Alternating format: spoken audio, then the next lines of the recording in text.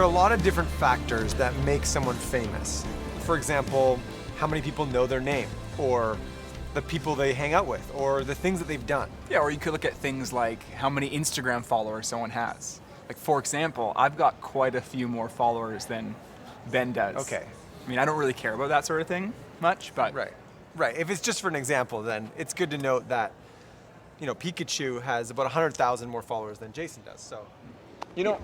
As I'm thinking about it, it's not really a good example. People aren't really using Instagram anymore. Oh, I think people use Instagram. Kind of passe. I use it. Dan, you use Instagram? Yeah. Yeah, Dan uses it, I use it. Okay. Yeah. So if you consider everyone who's ever lived, Jesus Christ is arguably the most famous. Jesus is so famous that his name is used as a swear word. We don't use anyone else's name as a swear word. Benedict Cumberbatch! Taylor Swift! Justin Bieber, that's hot! Pikachu! Think about this with me for a minute. Jesus' life literally divides history. Our calendars are based on his life. History is divided into two main eras. Until recently, we use the terms BC and AD.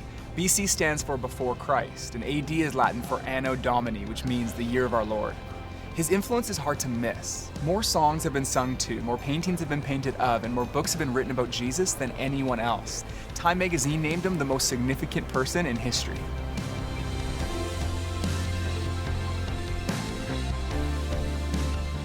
I got famous a little while ago for riding bikes. I got national champion 2-3 years ago now, and that was just time of my life. To be the richest person in the world. Yeah. I would probably want to be famous for making like a difference in the world and helping people who have less privilege in society today. Being the wealthiest person out there. Like being the most bougiest person out there.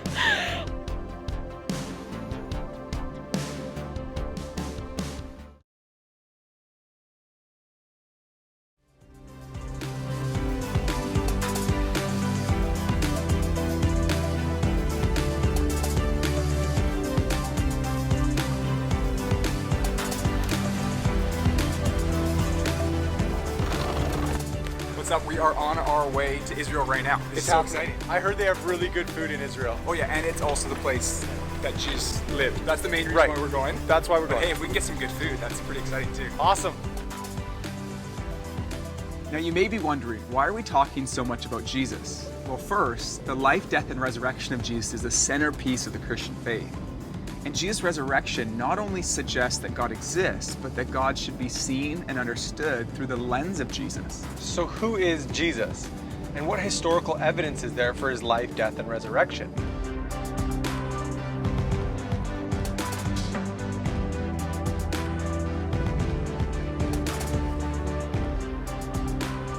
When it comes to the question of Jesus' existence, there are no serious historians who would suggest the man Jesus didn't live. There are more mentions of Jesus in ancient literature than Tiberius Caesar, who ruled the Roman Empire at the time. And one first-century historian named Josephus, who wasn't a Christian himself, described Jesus as a wise man, a teacher, and a doer of wonderful works. Jesus is also mentioned by other ancient historians like Tacitus and Suetonius. So there is evidence from outside the New Testament that he lived here in Israel. But most of the evidence for the things Jesus said and did comes from eyewitness reports recorded in the New Testament. The New Testament is a collection of books and letters that make up a large part of the Bible. The Bible is divided into the Old Testament, which was written before Jesus' birth, and the New Testament, written after his birth. 4 of these books, called the Gospels, were written specifically about Jesus' life from eyewitness accounts. Now, of course, the New Testament was written a long time ago, so it's good for us to ask, how do we know that what we have now hasn't been changed over the years? And we can find an answer to that question through a science called textual criticism. Here's Peter and Jazzy to explain how it works. Okay, so textual criticism works by comparing ancient manuscripts to discover the original wording. Basically, the more copies of a manuscript there are, and the closer they are to the date of the original manuscript, the more confident we can be. For example, Herodotus and Thucydides were ancient historians who wrote in the 5th century BC. Now, the earliest copies we have of their writings are from around 900 AD, so there's more than a 1300-year gap, and we only have 8 copies of their writings. Yet no classical scholar would doubt that these writings have come down to us in a form that's true to their original copies. And this is the case with many other ancient works as well. For example, Livy's Roman history, 900-year gap with 20 copies. Caesar's Gallic War, 950-year gap with 9 to 10 copies. And Tacitus, 1,000-year gap with just 20 copies. And then we come to the New Testament, and what we see here is that the time gap is significantly shorter. It was written between 40 to 100 AD, and the earliest manuscript was written as early as 130 AD, and there are 5,309 Greek manuscripts, 10,000 Latin, and 9,300 others, making the New Testament totally unique amongst other ancient books. Textual critic F.J.A. Hort said this: "In the variety and fullness of the evidence on which it rests, the text of the New Testament stands absolutely and unapproachably alone amongst ancient prose writings. So, we can look confidently to what's written in the New Testament."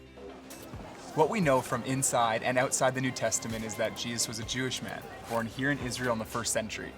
He lived in many ways like most of us. He ate, slept, laughed, and cried, and he would have walked along roads not far from here. Many people today would say, okay, he lived, and maybe he was a great religious teacher, but no more than that. But there's evidence that suggests that Jesus was more than just a great religious teacher. The first piece of evidence we'll look at is what he said about himself.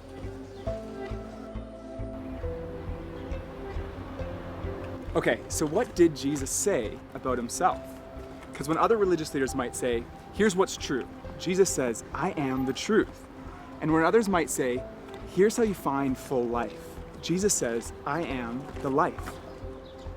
Jesus said, I am the bread of life, as if to say, I'm the one who can fulfill that spiritual hunger in your heart.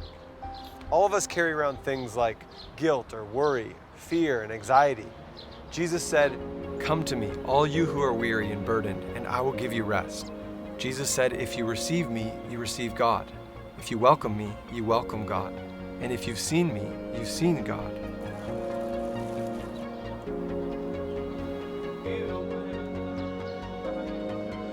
At the heart of Christianity is a message of forgiveness. On many occasions, Jesus said to people, your sins are forgiven. And this statement would have made the religious leaders of his day furious because they knew that only God can forgive sins. So for Jesus to say something like that was to put himself in the same place as God. One of the most direct claims Jesus made is recorded in John's Gospel. He said, I and the Father are one. When the religious leaders heard him say this, they were so angry they wanted to stone him. But before they could, Jesus said, I have shown you many good works from the Father. For which of these do you stone me? We are not stoning you for any good works, they replied, but for blasphemy, because you, a mere man, claim to be God. Those who were around him, who heard him and opposed him, said, you're claiming to be God. Makes me think of what Bono said when he was asked about Jesus. I don't think that everyone's heard of Bono. Bono? Yeah, he's the lead singer of U2. People have heard of him. I'm just meaning younger people, like maybe older guys like you and Timmy over here. But younger people, like Dan, have you heard of Bono? Yeah. Yeah, see? That's the guy that Ben always talks about, right? There it is. He doesn't know. Bono was asked in an interview about his faith in Jesus. The reporter said, Christ has his rank among the world's great thinkers or good religious teachers, but Son of God? Isn't that a little far-fetched? Bono replied, I don't think you're let off easily by saying he was a great thinker or philosopher, because actually he went around saying he was the Messiah. That's why he was crucified. He was crucified because he said he was the Son of God. So he either, in my view, was the Son of God or he was nuts. And I find it hard to accept that all the millions and millions of lives, half the earth for nearly 2,000 years, have felt their lives touched and inspired by some nutter. I don't believe it.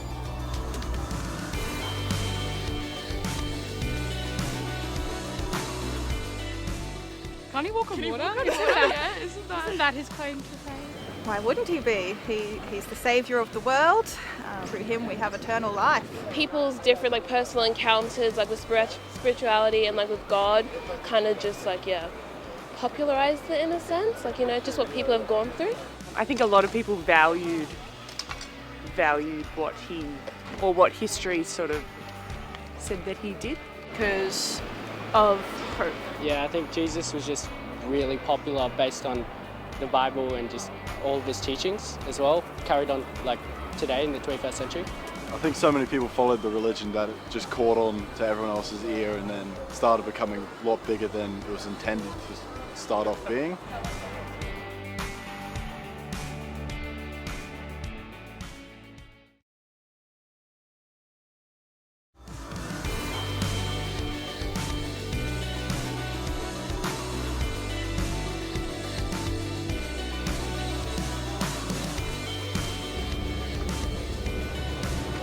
Hey, what's up, guys? We're back on the move on a rocky bus, and we are just pulling into Nazareth. It's changed a lot, but this is the place that Jesus grew up, so it's pretty cool. So we should get some food. Oh yeah, well, we're definitely gonna get some food. Guys, we're gonna get food. It's been a long bus ride. Here's the update. We found a spot to eat food and to film our next shots. So we got the crew behind me there. Perfect. And some food behind me. Falafel. Ben's I love happy. falafel. It's gonna be great. I think when you look at everything Jesus said about himself, it's clear that he did make that claim, that he was a person whose identity was God. Yeah, and that's a massive claim, and it needs to be tested. So let's look at what evidence there is to back it up. One of the first things you'll notice when reading about Jesus is that he lived a miraculous life. He turned water into wine at a wedding. He multiplied food to feed thousands, and he healed those who were sick.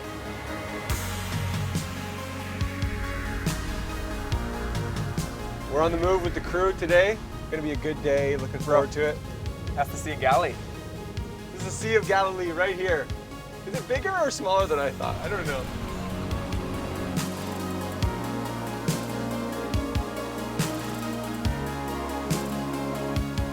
Thousands of people gathered on this mountain to hear Jesus give one of his most famous teachings, the Sermon on the Mount. In this message, he said, "Do to others as you'd have them do to you. Love your neighbor as yourself, and love your enemies." Jesus' teaching has been the foundation for entire cultures and civilizations in the West. Many of the laws we have today were originally based on things he taught. After 2,000 years, it still hasn't been improved on. One of my favorite moments in Jesus' life is recorded in the New Testament by Jesus' friend Matthew. A man who suffered from leprosy ran up to Jesus asking to be healed. Now, leprosy is a brutal disease. It destroys nerve endings and often led to disfigurement and the loss of limbs. People with leprosy were often treated as outcasts because others were afraid to go near them. This man was so desperate that he knelt on the ground begging Jesus to heal him. And Jesus reached out his hand and touched the man, which is something no one else would do. And instantly the leprosy was gone. This is such a great picture of the character of Jesus. Not only was Jesus able to miraculously heal the man, he was willing to touch someone that no one else would. Jesus spent time with social outcasts, and he didn't let popular opinion control how he acted or treated others. He was friends with the marginalized and those that some might think God couldn't possibly love. Time magazine named him the most persistent symbol of purity, selflessness, and love in the history of Western humanity. Okay, so while our primary source of information about Jesus is in the New Testament, we also see references to Jesus in the Old Testament. And that's the next piece of evidence we're going to take a look at. Jesus' fulfillment of Old Testament prophecies. Specific things about Jesus' life predicted in advance. There's been no one else in history that has ever had a whole collection of books written about them before they were born. Jesus fulfilled over 300 Old Testament prophecies. Things like where he would grow up, or the family he would be born into. And at one point, he fulfilled 29 of them in a single day. Now, after hearing something like that, you might be thinking to yourself, well, maybe Jesus was just a con man who set out to deliberately deceive people. He could have just read about all these prophecies and then set out to do what they said he should do. But there are actually two problems with this theory. The first problem is the sheer number of prophecies he fulfilled. And the second problem is the fact that, humanly speaking, he actually had no control over many of these things. In fact, there were prophecies about the exact way he would die, the place of his burial, and even about the place of his birth. As news spread about Jesus, his message of forgiveness, his love for the outcast, and the powerful miracles he performed, people came from all over to see him. But the religious and political leaders of his day were threatened by his growing popularity, so they plotted to have him arrested and killed. They handed him over to the Roman officials and put him on trial as a rebel against Rome. The Roman governor, Pontius Pilate, interrogated him and said he couldn't find any fault with him. But there was so much pressure from the crowd that he gave in and he handed Jesus over to be executed by crucifixion. They put nails in his hands and in his feet, and they hung him on a cross to die with criminals on his right and his left. He was pronounced dead by Roman executioners. His body was taken down from the cross and put in a tomb in a well-known location just outside of Jerusalem. But what we see in the New Testament is the story of Jesus' life doesn't end there.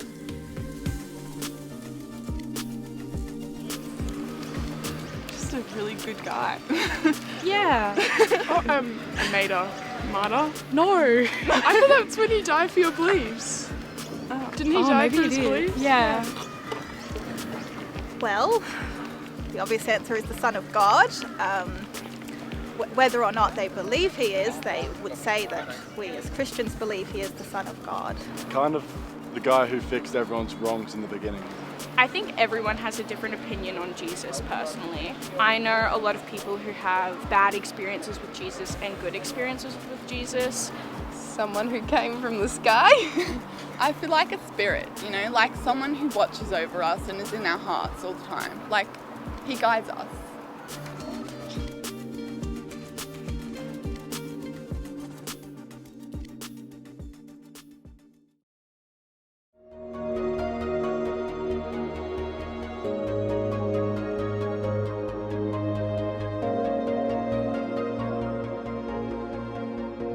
The final piece of evidence we're going to look at is Jesus' conquest of death. The physical resurrection of Jesus is the cornerstone of Christianity. And this matters to every single one of us because we're all going to die. When you go to a funeral and you see the coffin being lowered into the ground, it looks absolutely final. And it is, unless Jesus died, was buried in a tomb, and then was raised to life, in which case the grave has lost its power and death has been conquered. So I grew up in a family, there was no faith, no religion, no God, no prayer, no Bible. It was just, didn't talk about it. My dad was so atheistic that when my older brother was born a few years before me, his name's Matthew, and he said, we have to spell his name with one T as not to be biblical. I don't want it to be spelled like it's in the Bible. And so literally on his birth certificate, his name is spelled with one T. And then when I was 17, I was in high school, and I met a guy named Chris in woodworking class, and he came up to me and he's like, listen, this guy was, womanizer, drug dealer, whatever, the whole thing. And that's why I hung out with him. And he said, listen, I got my life changed by Jesus. And I'm like, well, what's this about? And so I began kind of exploring as a skeptic, which is what I was. So when Chris started talking to me about Christianity, as someone who grew up in an atheistic home, I wasn't just going to accept what he was going to say.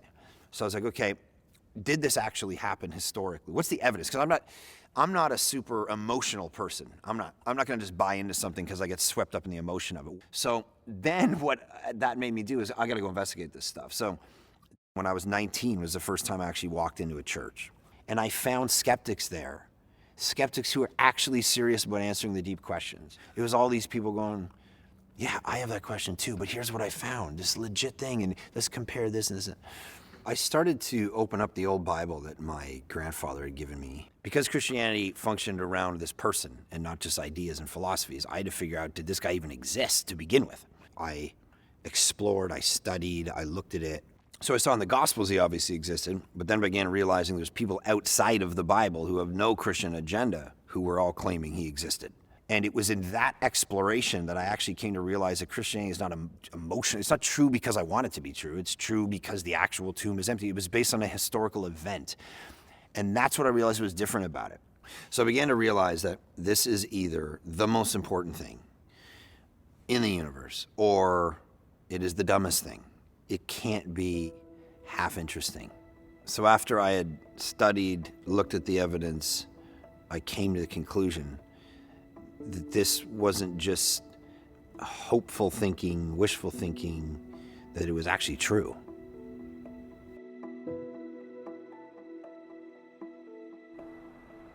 There are 4 pieces of evidence for Jesus' resurrection. First, his tomb was empty.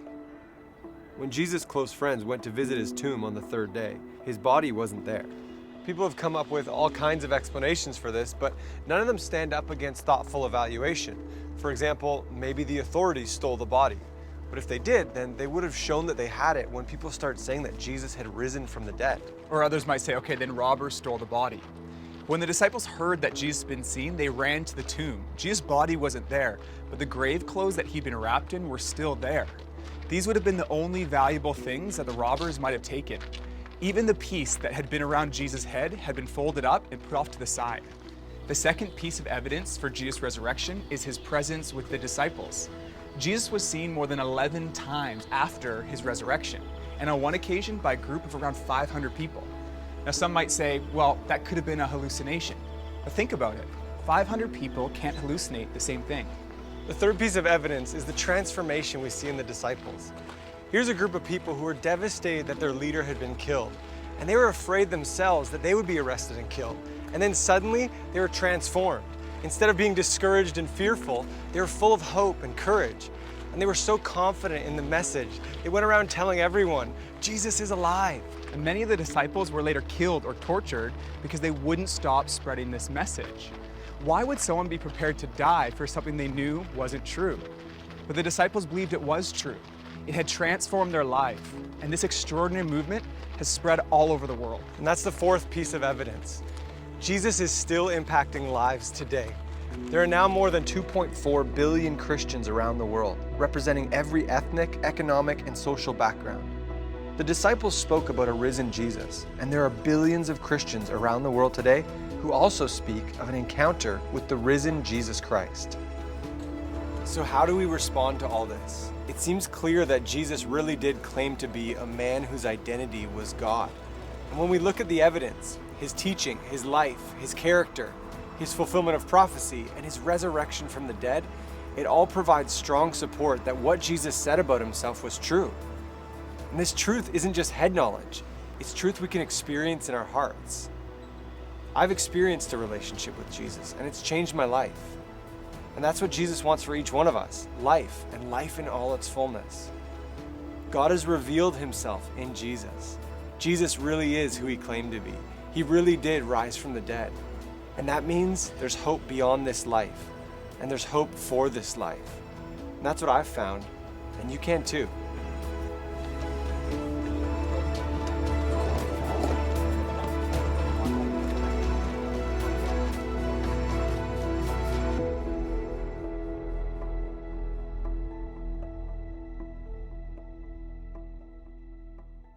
Mark? Benedict Cumberbatch! Taylor Swift! Pikachu! Yeah. It's burning, it's burning, it's burning. I did it again. I didn't mean to that time. Mother Teresa, man! Sting! Khloe Kardashian! Samuel L. Jackson! Buzz Lightyear! Oh! Did you just... Sorry. Too far? Pikachu!